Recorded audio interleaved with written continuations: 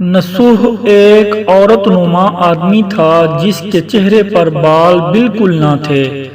آواز عورتوں کی طرح باریک اور نازک جسامت کا مالک، وہ اپنی ظاہری شکل و صورت سے فائدہ اٹھاتے ہوئے زنانہ حمام میں عورتوں کا مساج کرتا اور میل اتارتا تھا۔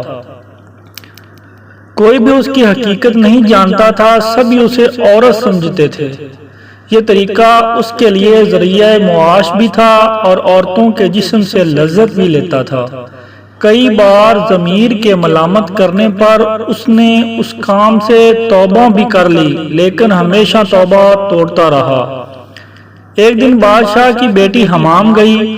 حمام اور مساج کرنے کے بعد پتہ چلا کہ اس کا ہیرا کھو گیا ہے۔ بادشاہ کی بیٹی نے حکم دیا کہ سب کی تلاشی لی جائے۔ سب کی تلاشی لی گئی، ہیرا نہیں ملا۔ نصوح رسوائی کے ڈر سے ایک جگہ چھپ گیا۔ جب اس نے دیکھا کہ شہزادی کی کنیزیں اسے ڈھونڈ رہی ہیں تو سچے دل سے خدا کو پکارا اور خدا کی بارگاہ میں دل سے توبہ کی اور وعدہ کیا کہ آئندہ کبھی بھی یہ کام نہیں کروں گا، بس میری لاج رکھ لے مولا۔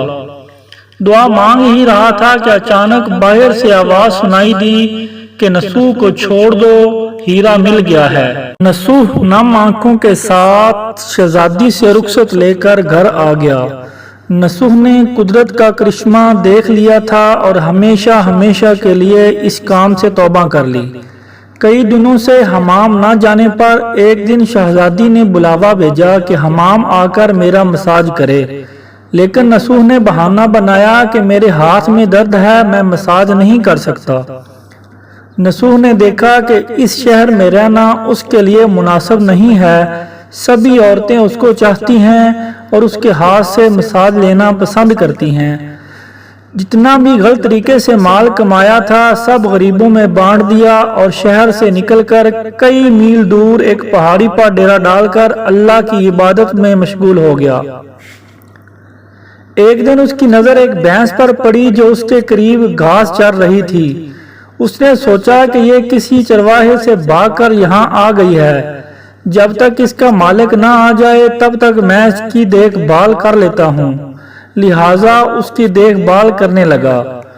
کچھ دن بعد ایک تجارتی قافلہ راستہ بھول کر ادھر آ گیا جو سارے پیاس کی شدت سے نڈال تھے۔ انہوں نے نصوح سے پانی مانگا۔ نصوح نے سب کو بھینس کا دودھ دیا اور سراب کر دیا۔ قافلے والوں نے نصوح سے شہر جانے کا راستہ پوچھا۔ نصوح نے ان کو آسان اور نزدیکی راستہ دکھایا۔ نصوح کے اخلاق سے متاثر ہو کر تاجروں نے جاتے ہوئے اسے بہت سارا مال بطور تحفہ دیا۔ نصوح نے ان پیسوں سے وہاں کنواں کھدوا دیا۔ آہستہ آہستہ وہاں لوگ بسنے لگے اور عمارتیں بننے لگیں۔ وہاں کے لوگ نصوح کو بڑی عزت اور احترام کی نظر سے دیکھتے تھے۔ رفتہ رفتہ نصوح کی نیکی کے چرچے بادشاہ تک پہنچے۔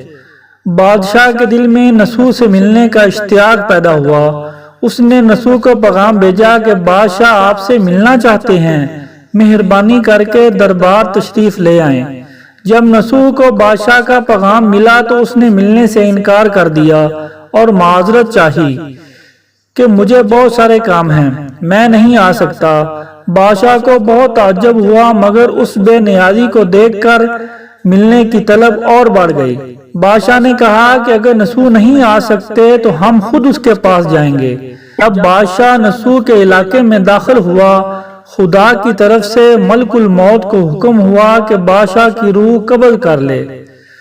چونکہ بادشاہ بطور عقیدت مند نصوح کو ملنے آ رہا تھا اور رعایا بھی نصوح کی خوبیوں کی گرویدہ تھی، اس لیے نصوح کو بادشاہ کے تخت پر بٹھا دیا گیا۔ نصوح نے اپنے ملک میں عدل اور انصاف کا نظام قائم کیا۔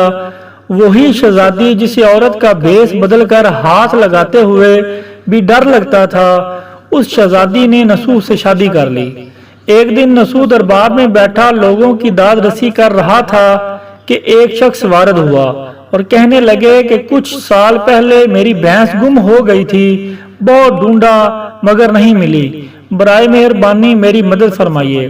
نصوح نے کہا کہ تمہاری بھینس میرے پاس ہے، آج جو کچھ میرے پاس ہے وہ تمہاری بھینس کی وجہ سے ہے۔ نسوح نے حکم دیا کہ اس کے سارے مال اور دولت کا آدھا حصہ بھینس کے مالک کو دے دیا جائے۔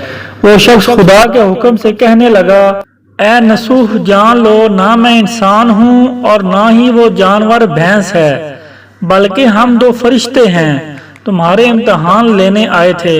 وہ سارا مال اور ساری دولت تمہارے سچے دل سے توبہ کرنے کا نتیجہ ہے، یہ سب کچھ تمہیں مبارک ہو۔ وہ دونوں فرشتے نظروں سے غائب ہو گئے۔ اسی وجہ سے سچے دل سے توبہ کرنے کو توبۃ نصوحہ کہتے ہیں۔ تاریخ کی کتب میں نسوح کو بنی اسرائیل کے ایک بڑے عابد کی حیثیت سے لکھا گیا ہے۔